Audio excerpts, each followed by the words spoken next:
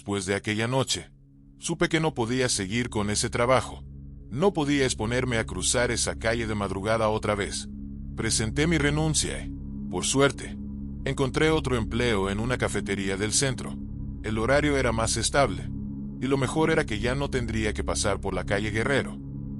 Fue en esa cafetería donde conocí a Sofía, una compañera de trabajo que con el tiempo se convirtió en mi mejor amiga, y luego en mi esposa.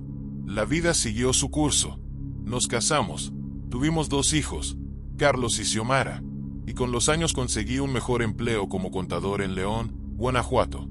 Con la rutina diaria, el tiempo y las responsabilidades, aquel suceso de mi juventud quedó en el olvido. No volví a pensar en la mujer de la calle Guerrero.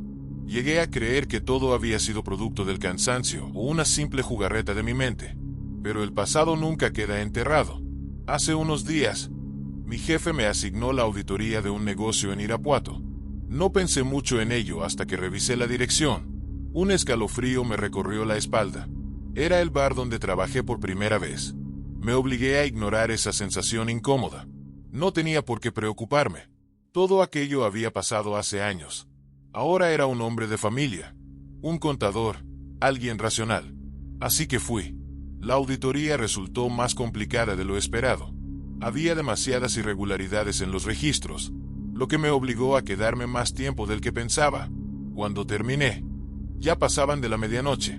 Salí del bar con la carpeta de documentos bajo el brazo. Mi coche estaba en un estacionamiento de la calle Guerrero. Para llegar, tenía que pasar justo por el templo. Apenas puse un pastel en la acera. Sintió el aire más denso, más frío, y entonces la vi. Ahí estaba, parada al otro lado de la calle, inmóvil. El mismo cabello negro ocultando su rostro, el mismo vestido blanco moviéndose con la brisa. Era ella. Habían pasado años, pero no había cambiado en absoluto. Sentí que la sangre se me helaba. Mi primer instinto fue salir corriendo, pero mis piernas no respondían. La mujer comenzó a moverse. No caminaba, se deslizaba. Entonces susurró algo. ¿Por qué me olvidaste? Mi mente entró en pánico. Dejé caer la carpeta de documentos y corrí sin pensarlo. Corrí hasta el estacionamiento. Corrí hasta mi coche. Corrí sin mirar atrás. Pero cuando llegué al auto y miré la ventanilla del conductor, ella estaba ahí, reflejada en el cristal, a centímetros de mí. Su aliento frío rozó mi nuca. Abrí la puerta desesperado. Encendí el motor con manos temblorosas y salí de ahí sin mirar los espejos. No volví a Irapuato después de esa noche. Días después, intenté convencerme de que todo había sido un producto de mi mente. Quizás era el cansancio, el estrés de la auditoría. Cualquier explicación racional me bastaba. Pero el miedo seguía ahí, hasta que decidí comprobarlo. El estacionamiento tenía cámaras de seguridad. Pensé que si veía la grabación, podría demostrarme a mí mismo que todo había sido un engaño de mi mente. Cuando revisé el video, mi corazón dejó de latir por un segundo. Ahí estaba yo, caminando apresuradamente, mirando hacia el templo con miedo en el rostro. Pero en la acera de enfrente, no había nadie. No había ninguna mujer vestida de blanco. No había nadie siguiéndome. Y lo peor, cuando llegué al auto, en la grabación no había ninguna figura reflejada en la ventanilla. Solo yo, huyendo de algo que, según la cámara, no existía. Oh, al menos, algo que solo yo podía ver. Los días pasaban, pero el miedo no me abandonaba.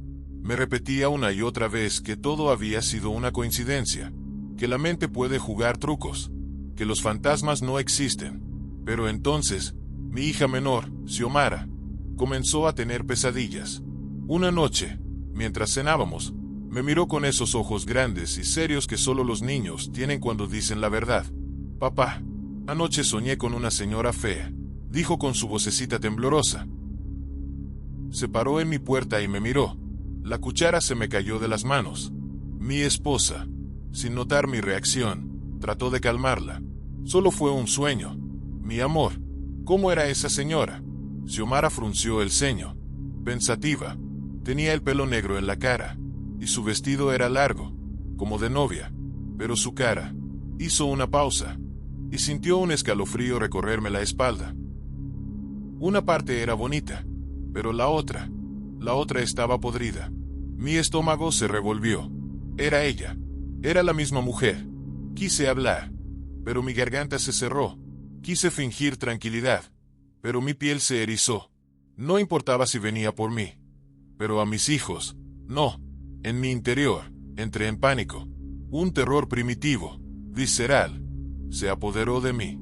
No sabía qué hacer, cómo protegerlos, a quién recurrir. Y entonces, Xiomara dijo algo que me heló la sangre. Hoy en la tarde la vi otra vez. Mis manos comenzaron a sudar.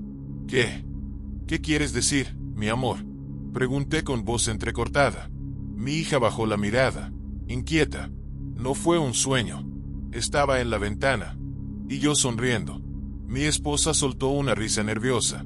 No digas eso, Xiomara, me asustas. Pero yo no podía reír. Me levanté de la mesa con el corazón golpeando mis costillas. Caminé hacia la habitación de mi hija con pasos lentos, como si algo en mí supiera lo que iba a encontrar. Y cuando llegué a la ventana, el vidrio tenía una marca parecida a la de una mano, como si alguien lo hubiera tocado con dedos húmedos o grasientos.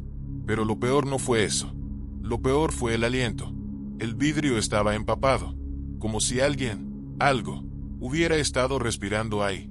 Y en el centro, escrita con un solo dedo, había una frase que me quitó el aliento. ¿Por qué me olvidaste?